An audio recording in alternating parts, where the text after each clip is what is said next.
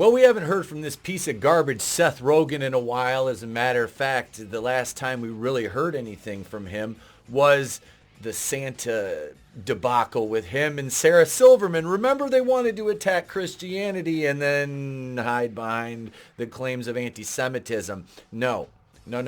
You attacked a holiday. You got roasted. Your show was absolute garbage, and it got thrown on the fire. So now we're here with the Teenage Mutant Ninja Turtles, Seth Rogen's involvement in that. We all know there's been a lot of complaints about April O'Neil. I'm not here to talk about that. What I'm here to talk about is Seth Rogen playing victim on behalf of Hollywood. And all of these people, that's what they want to do. That's where they live. They live in a victim mentality. Let's get into this article. Here we are on Variety.com. First of all, Variety is just a mouthpiece for Hollywood. These are all puff pieces that are, pre-approved and designed with the Hollywood. These are written for other Hollywood people. These are not written for you or I. The plebs of the world. These are written for the Hollywood elites to look at and be like, yes, it's a shame, it's a crime when these plebeians, how dare they talk about our works, our magnificent messaging we give to them, and then they spit on it and say we want to be entertained. No, you blump supporting rednecks need to be informed, according to Hollywood, right? That's what we get. That's what you get. Seth Rogen gets brutally honest about negative reviews. Film critics should know how much it hurts. It fucking sucks. And of course, it's written by a cuck named Zach Sharf, who is absolutely just the worst. He used to write for IndieWire, and now he's over here with these idiots. But let's see what this article says. Leave your comments below. Leave your thoughts in the comments section as we move along. Here we are. Seth Rogen got brutally honest about film critics during a discussion that mental health and self-doubt on the Diary of a CEO podcast. The comedian, that's calling Seth Rogen a comedian is a stretch of monumental proportions, told Stephen Bartlett the negative reviews from the critics hurt everyone very much. Well, that's the thing, Seth. If you didn't make shit that people hated, you wouldn't get these negative reviews. I think if most critics knew how much it hurts the people that made the things that they're writing about, they would second guess the way they write these things. No, they wouldn't, nor should they.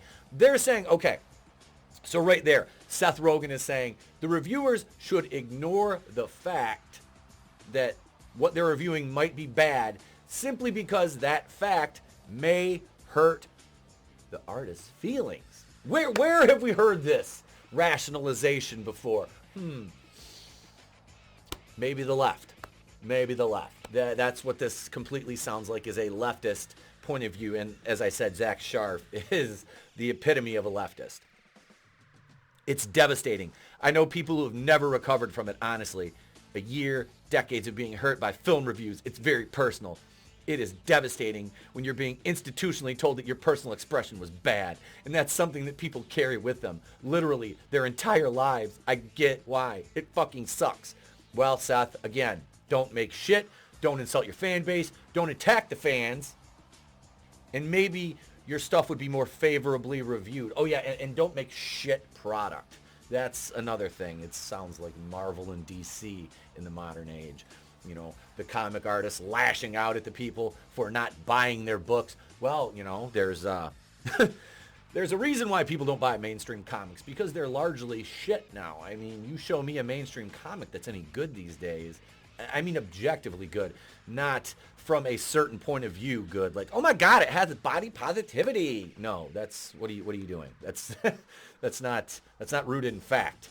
Bartlett brought up Michael Gondry's 2011 superhero comedy, The Green Hornet, which starred Seth Rogen as the eponymous hero opposite Jay Chow and Cameron Diaz. The film bombed with critics, earning a 44% on Rotten Tomatoes. Roger Ebert gave The Green Hornet 1 star and called it almost unendurable demonstration of a movie with nothing to be about.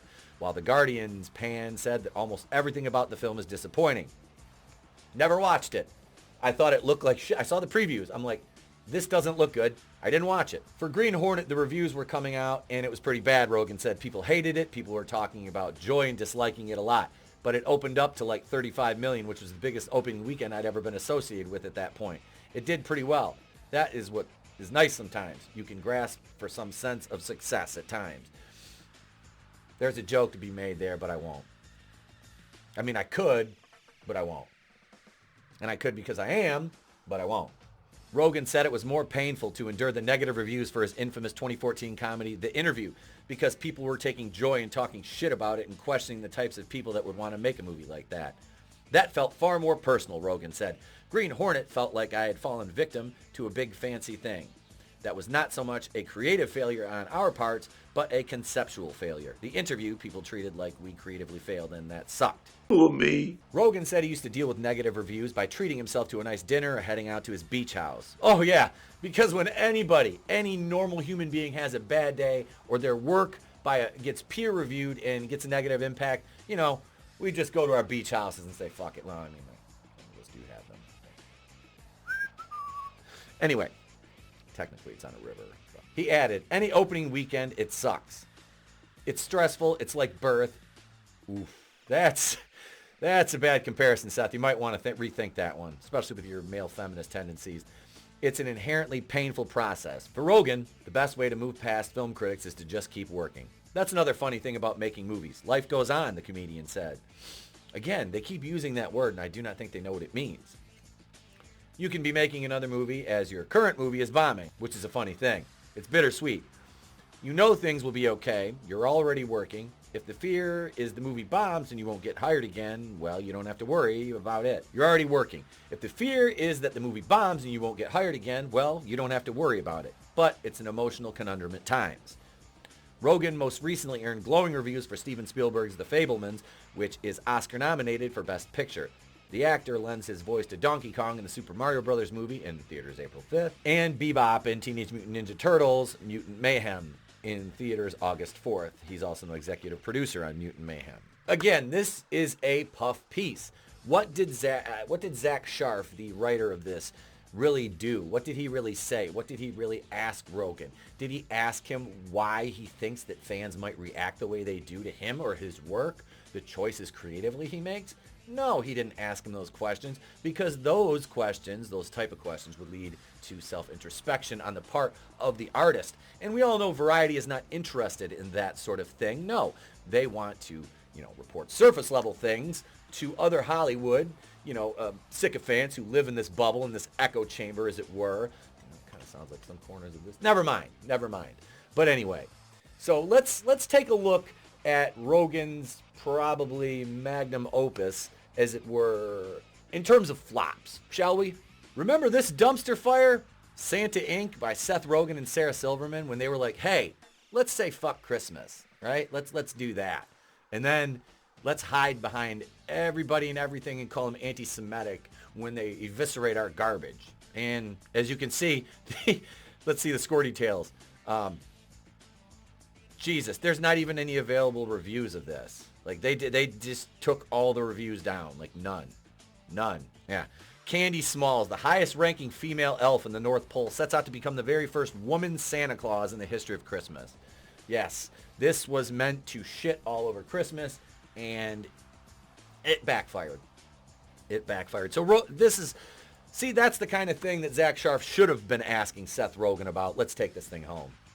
So Seth Rogen is a complete moron. Let's be honest. I mean, he hasn't had anything funny probably since Zach and Miri make a porno. I used to like The Interview. I thought it was kind of humorous, but it had nothing to do with Seth Rogen. It was all Randall Park. He's absolutely hilarious in that movie. Seth Rogen is his normal bumbling moronic self. I apologize. Pineapple Express was funny. That movie was funny. But like I said, again, looking back at how Seth Rogen has conducted himself, I mean, you can really pick those apart. But yeah, never seen Green Hornet. Don't know. Just sounded bad, looked bad from what I saw in the previews and the trailers when it came out. So decided not to watch it. But Seth Rogen, again, this article written by Variety, just a means of kind of him telling the Hollywood community what they already know.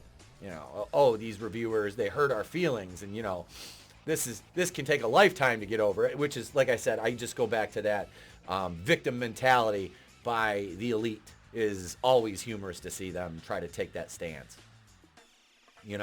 When they're like, oh my God, how dare you insult something that we put out? And it's like, well, it was shit. And they're like, oh, They clutch their pearls and they pretend, you know, their egos will never recover, and then they make another shit project like a year later. And the cycle just perpetuates itself in Hollywood and mainstream comics and entertainment. That's why it's so important to support your indie creators. I don't care where they are, who they are, just support indie creators. I'm sure you have your favorites. You know, I have mine. So you go do that and just get on with your day. Have a good day. Subscribe if you like. Ding the bell for notifications. Smack the like button or the dislike button. I don't care. Just leave a comment down there. Any interaction helps. Trust me. Trust me. Any interaction on the channel helps. We appreciate it. Thank you to our channel members. And that's it, folks. We'll catch you on the next one. I'm Etep and from the Place to Be Reviews. I've been here with all these. If I don't see you, have a great day. A pleasant tomorrow. It's better to burn out than to fade away. I could do this all.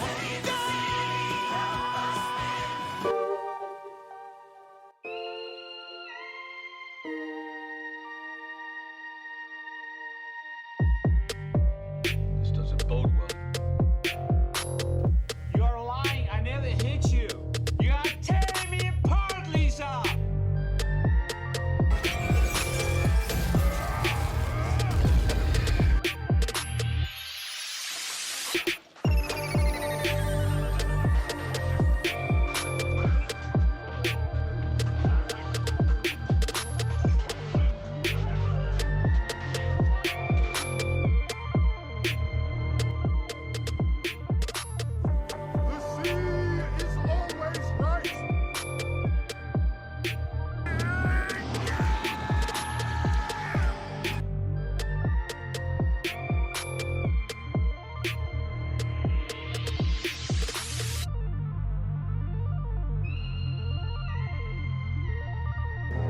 No tears, please. It's a waste of good suffering.